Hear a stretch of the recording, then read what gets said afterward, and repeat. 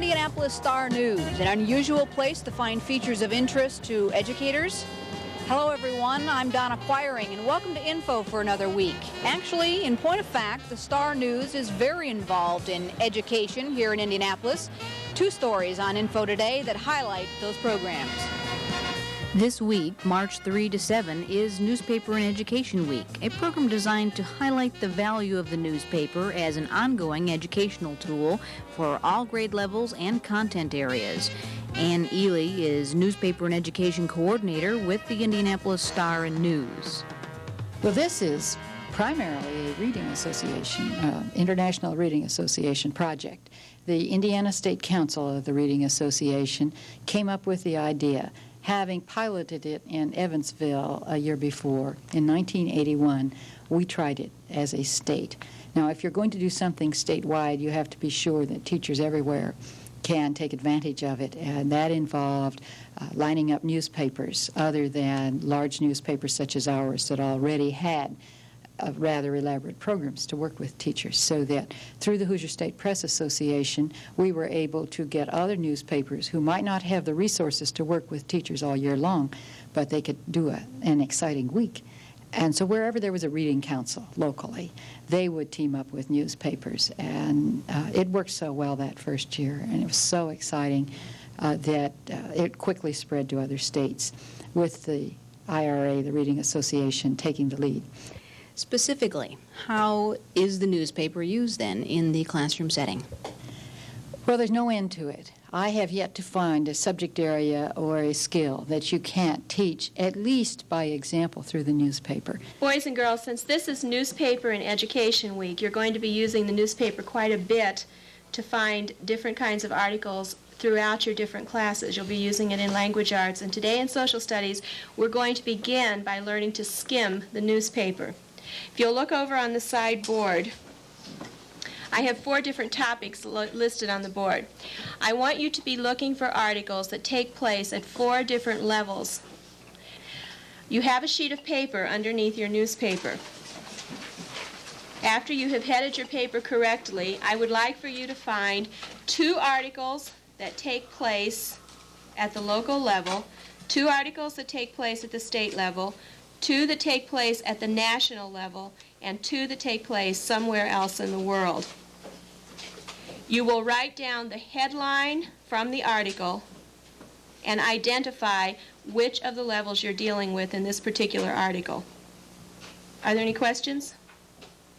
It can be taught at every subject area, used to teach every subject area at every grade level. We go from kindergarten through adult education with the newspaper, and some teachers teach about the paper. What is a feature story? What are the 5 W's and the H? But you can get through that pretty quickly. What most teachers want to do is in language arts, let's find some good examples of writing and model after them, or better yet, some idea starters for some exciting creative writing. Social studies teachers, well, that's just a natural. They start with geography practice with the date lines, and then you can see how things happen all over the world that affect us. Sometimes you have to learn how to make that leap yourself. Math, obvious, home ec. Science, the way most people learn about scientific discoveries is through a newspaper.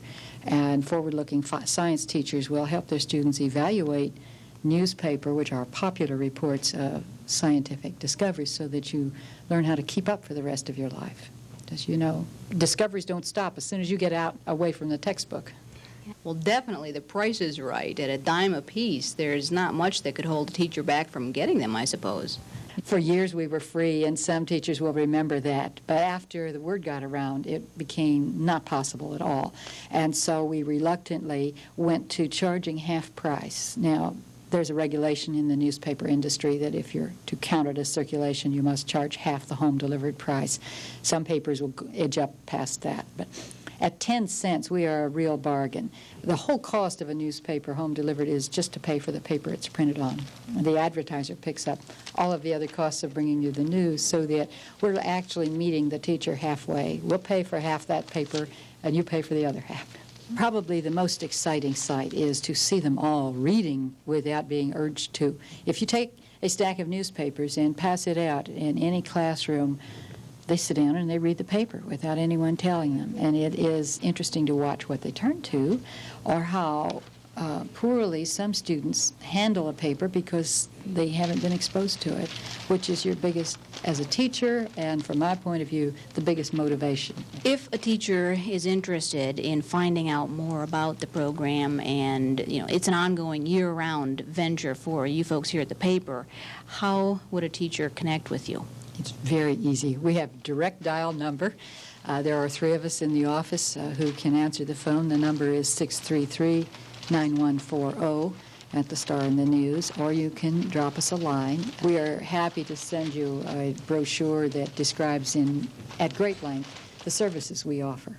We've been listening, and we know what teachers need to work with, and we provide them as quickly as we can. On the campus of Butler University, they're practicing basketball in there now, but on March 18, 19, and 20, Hinkle Fieldhouse will be filled with aspiring scientists who have won their building-level science fairs. Science fairs, co-sponsored by the Indianapolis News, are a tradition in Indiana, as surely as basketball tournaments are.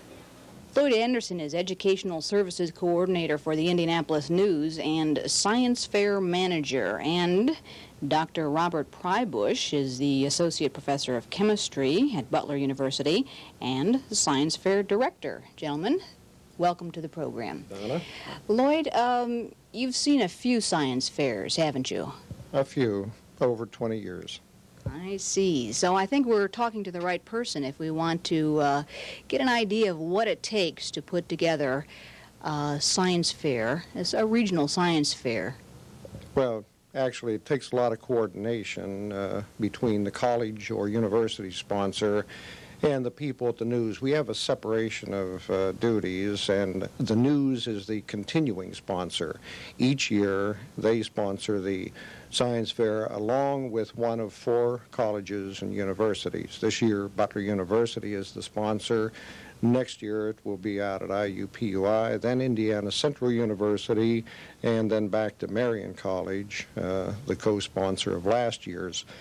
And as far as what it takes a lot of interest in students, a lot of interest in science, and both sponsors have people who come through with that interest, because that's what it's all about. The students, the boys and girls who are pursuing their science research and want to make it to the regional.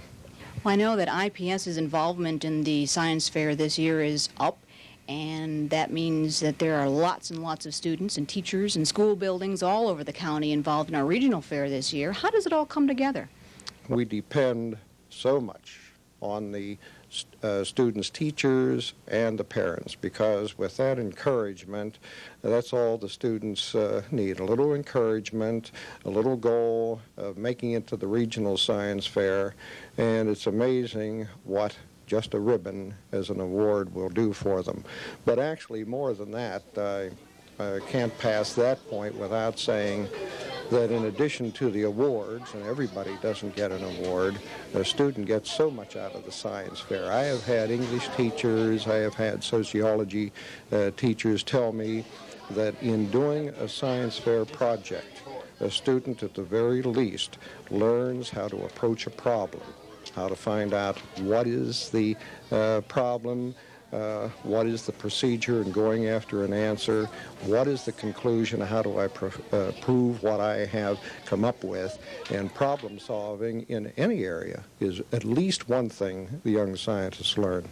It appears as though Lloyd is touching on a lot of the educational values involved with the whole science fair phenomenon. Would you say that's true, Dr. Prybush? Oh, yeah. Science fair is very important to the state of Indiana.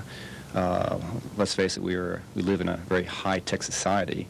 We talk all the time about attracting new industry to the state of Indiana, and we have to demonstrate that indeed we are creating a society within the state that is scientifically literate. And the best way to do this is through our school systems, starting at the very lowest levels and working our way up through the high schools. And we here at Butler University, of course, reap the benefits of this.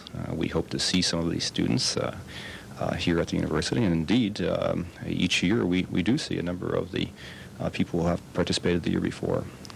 Well, does the science fair actually create little scientists who grow up, you hope, to be big scientists someday? Oh, sure, sure. If you ever follow some of these students through year after year, you realize that you can almost spot scientists back in third grade.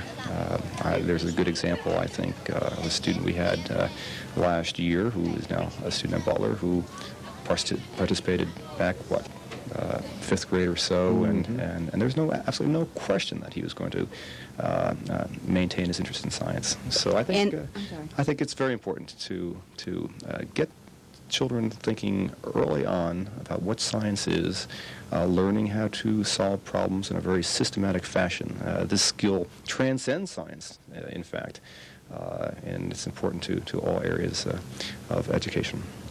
Well, you're in a position to observe such things, so let me ask you this question. What is the state of science and technology education today?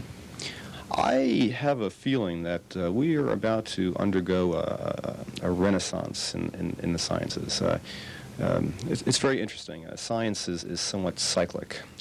I myself might be considered a Sputnik child.